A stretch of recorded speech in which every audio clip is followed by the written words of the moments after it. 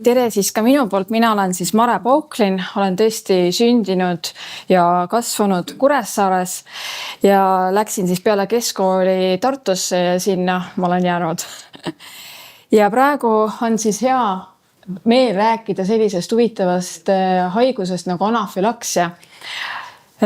Anafülaksia on eluohtlik süsteemne hüpersensitiivsusreaktsioon, mida tegelikult iseloomustab kiire algus ja mis võib lõppeda surmaga.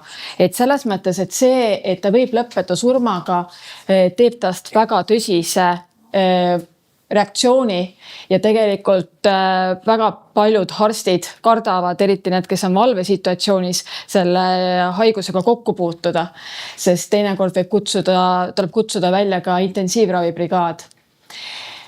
Ja raske anafülaksiat iseloomustab eluohtlik hingamisteede, kopsude või vereringe häire ja võib olla, aga ei pruugi seotud olla naha- ja limaskestade või siis kardiovaskulaarse šokiga. Minu ettekanne siis tegelikult põhineb erinevatel ravijuhistel ja kõik need soovitused on tegelikult tõenduspõhised, eks ole, mis me sinna nagu anname. Anafülaksia esinemissagedus ei ole, ütleme, suur, et oluline on see haigus ära tunda ja kiiresti reageerida. Nüüd anafülaktiline šokk, et mida see siis tähendab? See tähendab seda, et ringleva verehulga maht väheneb. Šoki situatsioonis tegelikult meie veresooned lähevad laiaks ja kui veresooned on laiad, siis plasma tungib läbi veresoonte seinte ja tekib selline, ütleme, turse sinna. Ja väga oluline šoki situatsioonis, isegi ma ütleks, et elu päästev, on kiiresti adrenaliini tegemine. Et adrenaliin on selline ravim, mis tõmbab veresooned kokku ja tegelikult see tagab meile organismi sellise olukorra, et vererõhk nii palju enam langeda ei saa ja võime päästa inimese elu.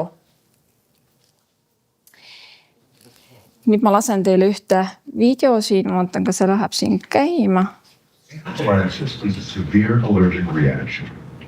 It starts with exposure to a substance the body identifies as an allergen, which produces a series of responses by cells of the immune system. First, a dendritic cell captures the allergen and presents it to a T cell. The T cell is then transformed and sends out molecules called interleukins. They transform B cells into plasma cells, which release antibodies called IgE. The IgE bind to basophils in the bloodstream and mast cells in tissue. At this point, sensitization is complete. Anaphylaxis occurs the next time the body encounters the allergen.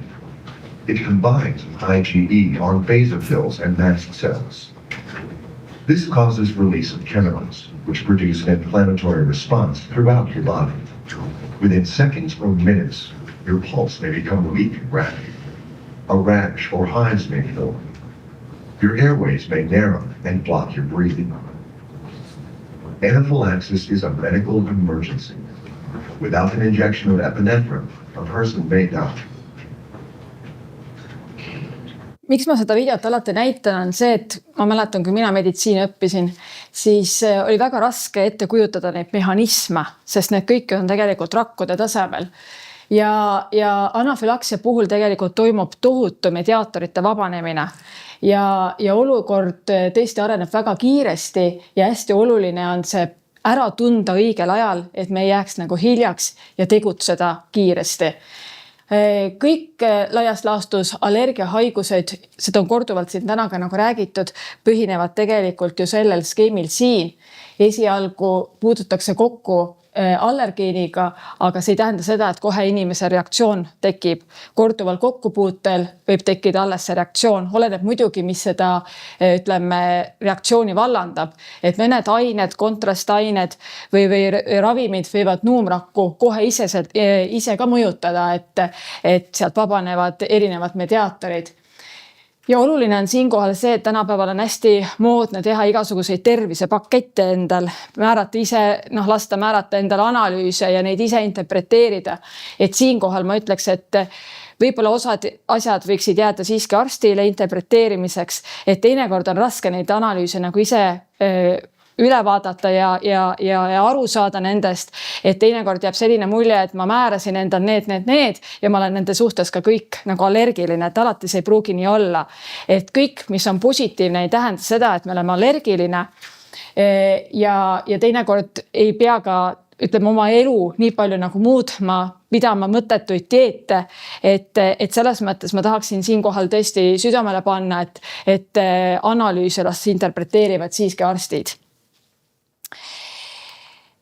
Anafülaksia on siis, nagu nägite, allergiline ja mitteallergiline, et siin on ära toodud tegelikult erinevad põhjused, mis siis anafülaksiat võivad tekitada. Enamasti on see IG-tüüpi vahendatud reaktsioon, see on siis see, mida te just nagu siin mehhanismis nägite, toidud, ravimid, putukamürgid, mitte IG vahendatud, sellest on ka korduvalt siin juba nagu räägitud, mitmed erinevad ravimid, radiokontrastained ja mõned ka vererõhuravimid võivad olla ja mitteimmunoloogilised. Et väga huvitav siin mitteimmunoloogiliste juurde kuulub just koormus indutseeritud anafülaksia. Et see on olukord, kus inimene teeb koormus, näiteks jookseb ja võib saada eluohtliku reaktsiooni. Aga kui korduvalt seda teha ja korduvalt see reaktsioon tekib, siis tihtipeale need inimesed satuvad ju EMO-sse. Ja tundub, et see asi päris õige ei ole.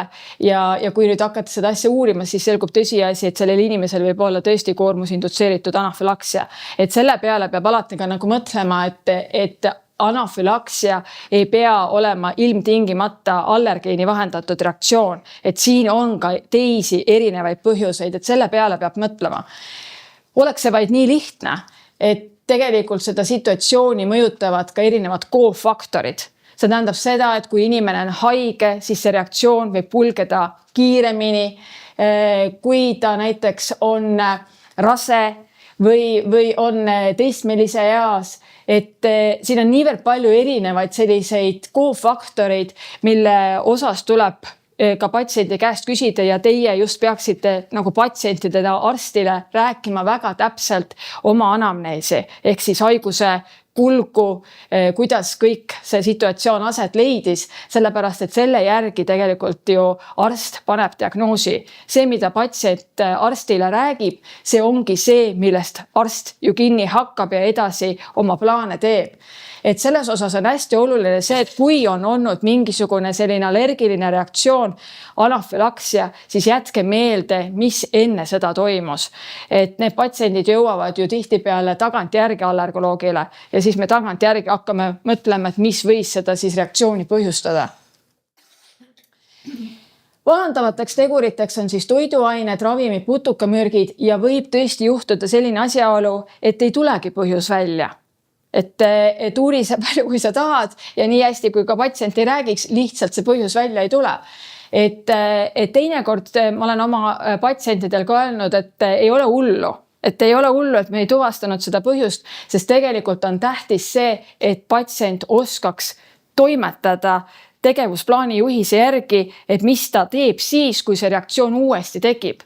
Et kõikidele oma patsientidele ma annan ka sellise tegevusjuhise kaasa, kes käivad siis allergoloogi juures, et kui peaks korduma anafülaktiline reaktsioon, et mida siis teha tuleb. Spetsiifilised põhjused, mis siis soodustavad rasket ülitundlikkusreaktsiooni.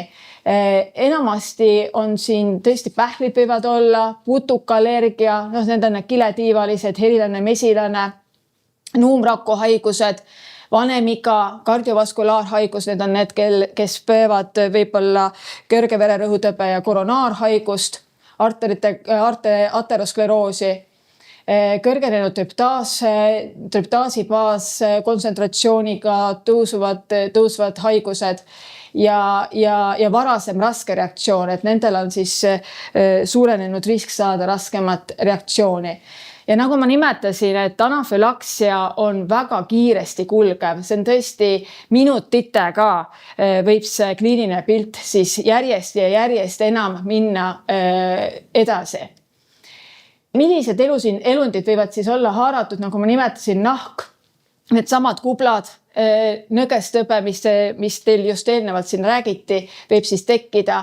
Võib tekkida vilisev hingamine, võib tekkida siis kas astma hägenemine, see tähendab seda, et välja hingamise faas läheb pikemaks ja on kuulda seal vilisevat hingamist või siis vastupidi striidor, mis on siis ülemiste hingamisteede poolt haaratud haigus, et sisse hingamisel tekib vilin, et ühel poolt sisse hingamisel, see on siis striidor ja välja hingamisel, see on siis astma hägenemine.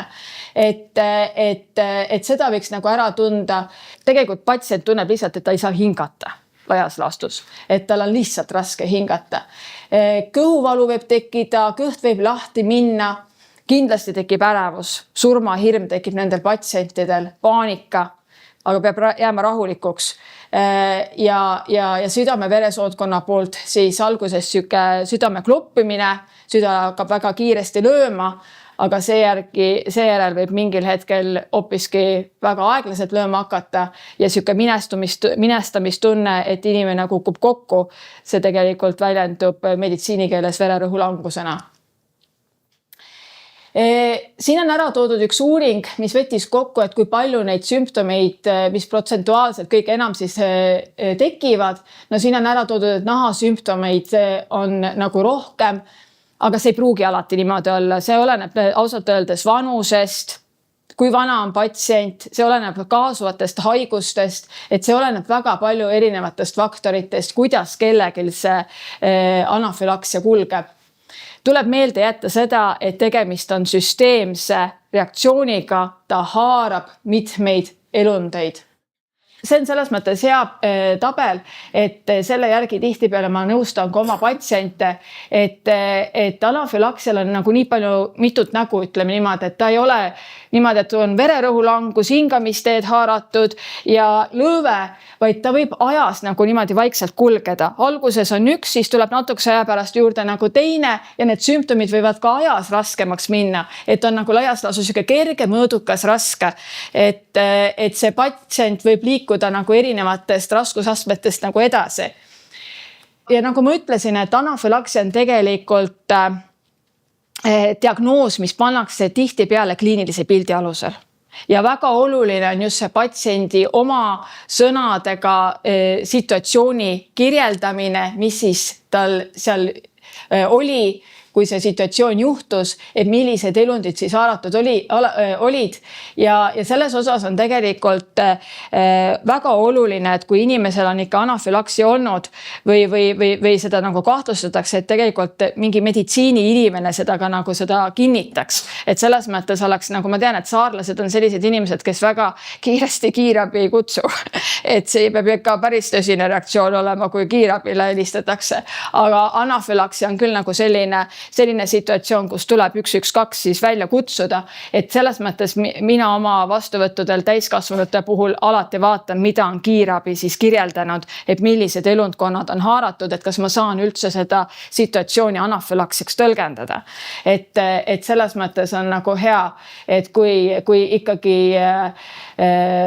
kiirabi kutsutakse koju ja meditsiiniinimene seda nagu näeb, sest anafülaksia on tegelikult selline situatsioon, et kui ta ikkagi haarab mitut elundkonda, siis kui see kiirabi teinekord ei kutsu, siis võib lõppeda see väga halvasti, kui ei juhtu just endal sobivaid ravimeid ka kodus olema. Et ühesõnaga anafülaksia tuleb ära tunda, kliinilise pildi alusel teda diagnoositakse ja siin on ära toodud siis sellised kriteeriumid, et ägeda algusega reaktsioon, kas koos nahalimaskestade või mõlema haaratusega või kas siis hingamishäire tekib või vererõhulangus. Vererõhulangusena tuleb kohe nagu ära öelda, et osadel inimestel on ju kõrge vererõhutõbi, et siin peab nagu vaatama, mis sa selleks baastasemeks nagu eks ole võtad.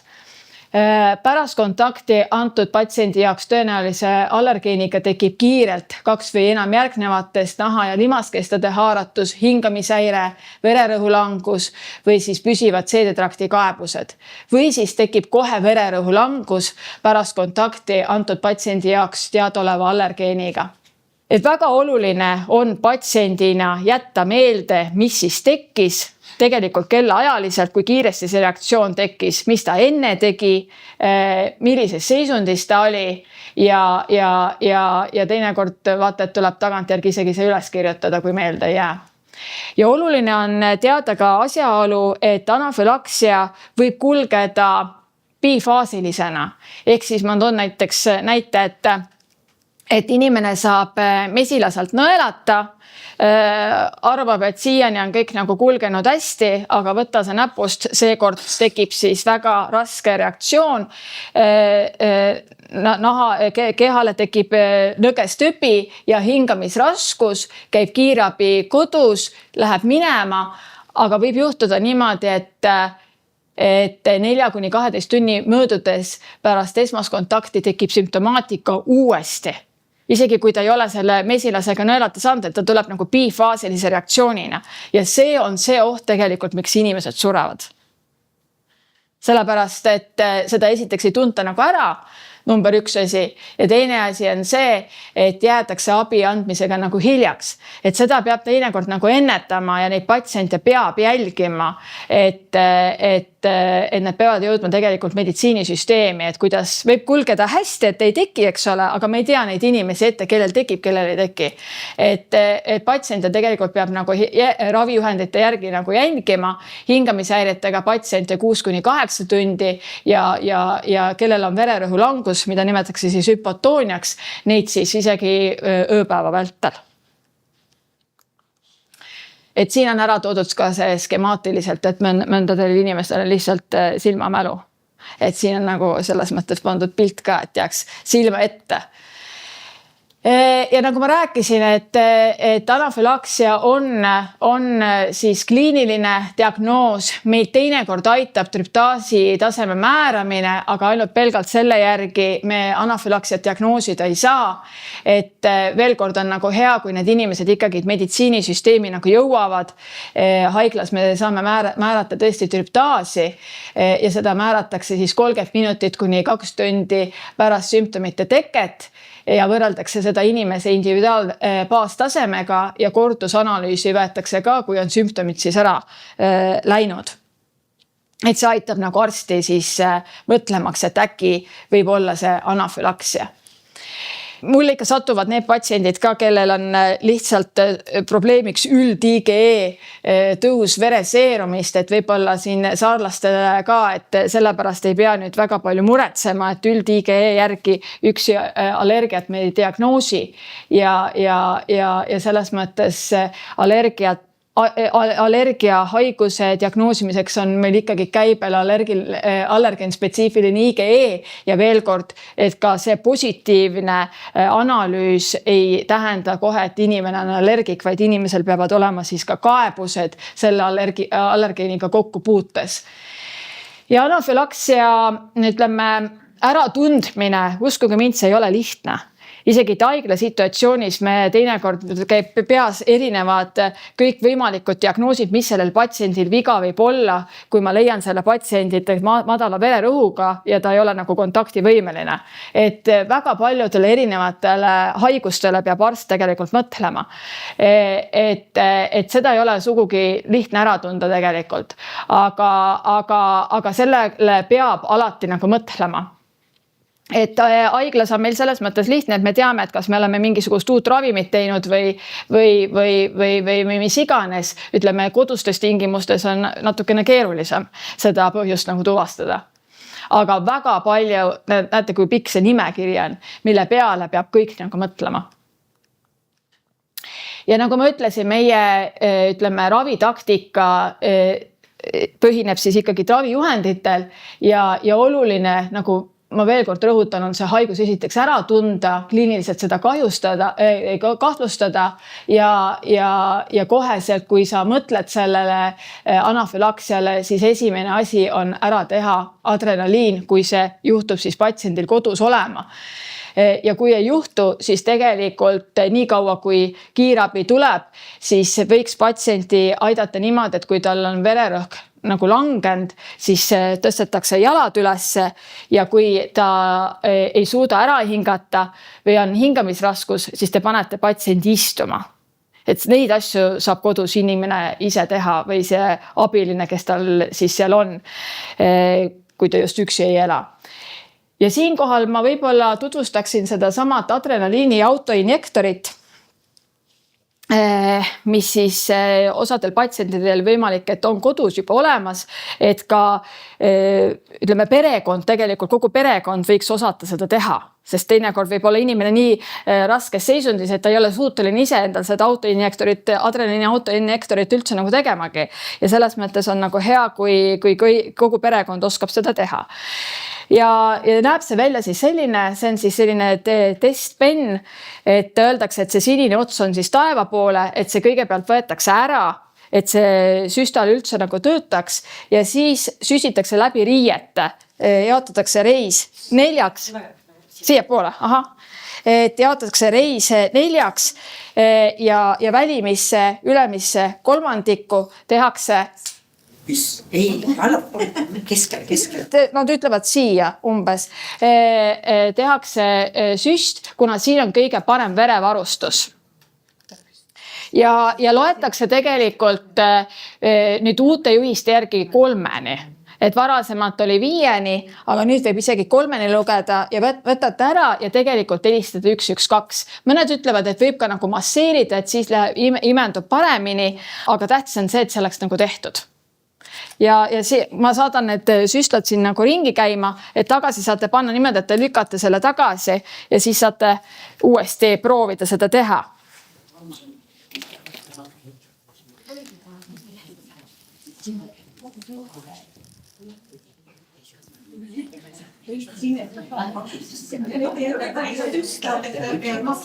Nii, ja see penn siis tegelikult on 0,3 milligrammi adrenaliini, et haigla tingimustes me teeme 0,5. Oluline on siin see asi ka, et kui te süstite, eks ole, et te ei puutu kokku selle nõela osaga, et siit tuleb välja siis nõel. Siin sellel ei ole, see on testpenn, aga kui te panete, et see nõel tuleb siit välja, et see ei läheks nagu sõrme või kätte.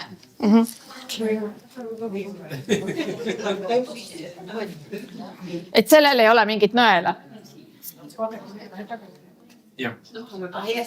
Nii, ja siis see adrenaliin on siis selles suhtes, et ta aitab tõesti inimest elus hoida, aga ta selles mõttes ei ravi seda allergilist põletikku. Et allergilist põletikku tegelikult ravib ikkagi glükokortikosteroid ja antihistamiinikum, et ka neid ravimeid peaks siis allergilise süsteemse reaktsiooni korral võtma.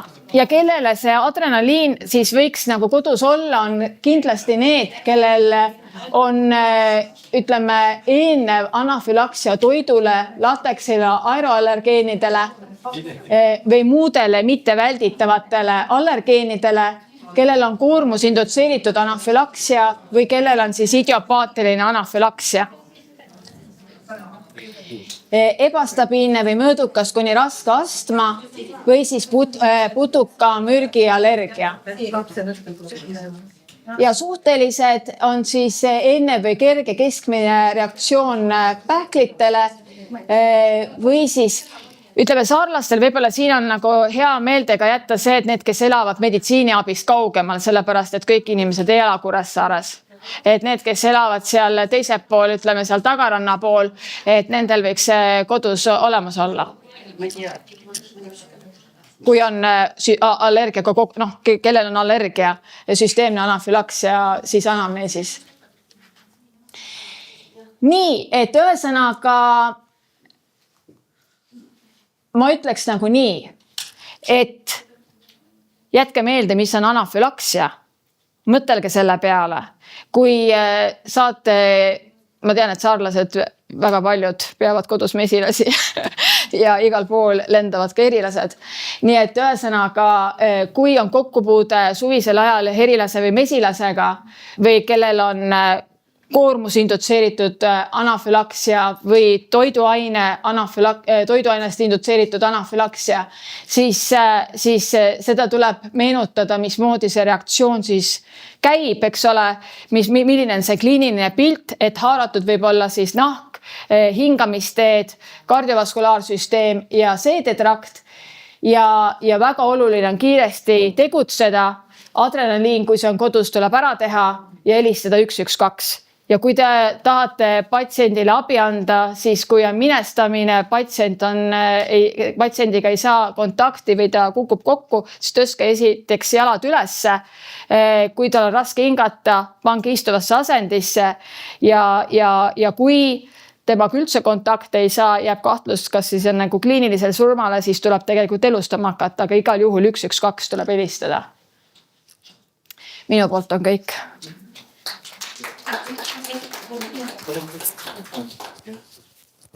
Sa tahtsid öelda ka seda, et kui nõgest lööve on, siis antakse allergiarohtu. Jah, aga seda ma rääkisin, et teised ravimid kõik siin vahepeal läks selliseks aktiivseks diskussiooniks oma vahel, et ei tohi ära unustada, et antihistamiinikum ja glükokortikosteroid on omal kohal. Ja just see prednisoloon ja need glükokortikoidid on just selle hilise faasi reaktsiooni ära hoidmiseks selles suhtes, et hoida. Ja päris sageli kirjutatakse lausa 2 ühtalt. Et kui seda teeb kindlasti raviarst, seda võib-olla patsient ei peagi nagu teadma, aga süste vahe, mida võib-olla patsient võiks teada, et 2 süste vahe peab olema 5 minutit, et kiiremini ka ei maksaks nagu teha. Et 2 süste vahe 5 minutit. Ja laste puhul on hästi oluline ka, ja et sõrm ette kuskile ei jää, sest kui süstida kuskile, ta paneb käe siia ette, siis võib tekitada nekroosi, kärbumist. Selles suhtes see on üks asi. Ja see, et jah, läbi riiete me teame, aga vaata, kui on kaitsekostüümid seljas, päästjatel näiteks, no nemad peaksid siis ikka see nõel on 1,4 sentimeetrit ja ta võib niverduda, nii et kaitsekostüümi peaks ära võtma ja me teame, et reide, jah, nii nagu Mare näitas, aga alternatiiv, kuhu veel saab teha, on õlavars. Õlavarse võib ka teha. Õlavarde võib teha. Tehakse teistmoodi. Õlavarde, reegel on ikka reide, aga õlavarde, aga mitte kunagi tuharasse, see on üks asi. Ja lastel peaks võtma volti, et sa ei läheks, sest seal on oht minna luuni. See nõel on küllalt pikk, et võetakse alati volti lastel, fikseeritakse ja lapsel on raske teada, niverdab sealt sealt eest ära, ka volti võetakse. Ka täiskasvanud sa lihtsalt ei pea volti võtma. Ja siis mõnikord ka küsitakse neid süstlad, et keegi hakkas matkale minema, et me lähme 5 ja kirjutage mulle perearsti, kes küsib kõigile igaks juhuks süstid kaasa. No nii see ei käi, see on ikkagi näidustusega. Igaks juhuks ravim ei ole, et see on ikkagi konkreetne näidustus. Konkreetselt, ja et näidustuseks ei ole see, et naabril on mesilased. Nii, jah, aitäh sulle. Ja nüüd tuleb siis, on küsimusi? Saad küsida, ei. Näiteks kui on see nõelamine, kas postitab kõli kinni, siis nõgestuvi ei tarvitse? Ei tarvitse ja mõnikord on ainult vererõhk ka. Jah, enamusel on nõgestuvi, aga ei pea. Ja teinekord minu vastuvõtule satuvad need inimesed, kes on tõesti vaablase käest saanud nõelata, siis ma ütlen seda, et lokaalne turse tekib meil kõigil. Et selles mõttes, et kui inimene saab kaelapiirkonda või näapiirkonda nõelata, siis tegelikult selline lokaalne turse tekib ka mitte allergikul. Et selles mõttes, et see on nagu lihtsalt nagu väga halb piirkond, kus nõelata saada. Et igal juhul, kui tekivad sümptomid ja inimene hingata ei saa, siis tuleb vastavalt käituda. Aga ütleme, kui ta siia kaelasesse saab, siis seda süsti ei ole nagu vaja teha. No selles mõttes, kui sul on see süst kodus olemas, siis on millegi pärast sul see süst ju kirjutatud, eks ole. Et siis see nagu tuleks ikkagi ära teha, kui sa enam hingata ei saa. Aga need inimesed, kellel ei ole süsti ja kes on, ütleme, seda süstalt olemas, aga kes saavad kaelapiirkonda või pähe on saanud nõelata ja kui tekib ikkagi märkimisväärne lokaalne turse, siis igal juhul tegelikult tuleb ikkagi 112 välja kutsuda. Sellepärast, et see võib lõppeda sellega, et inimene ei saa lihtsalt hingata mingi hetk. ja nüanss on ka selle juures, et need aeguvad. Enamus nendest visatakse ära, sellepärast, et ei ole vaja kasutada ja see on hea, noh, et sa ei olnud vaja, aga neid peaks uuendama ja siis perearst saab neid uuendada. Vanasti pidime personaalselt tellima ja noh, nüüd on need taotlused tehtud Ravimiametile ja saab kirjutada, perearst saab allergoloog kirjutada ja siis, aga kui on kodus olemas ja ta on aegunud ikkagi, noh, ja on seal mõned kuud üle läinud, alati öeldakse, et kasuta ikkagi see ära, sellest halba ei anna juhtuda. Varem kasutada mõnevõrra aegunud, kui et tegemata jätta, see on ja kiirabi kutsumine.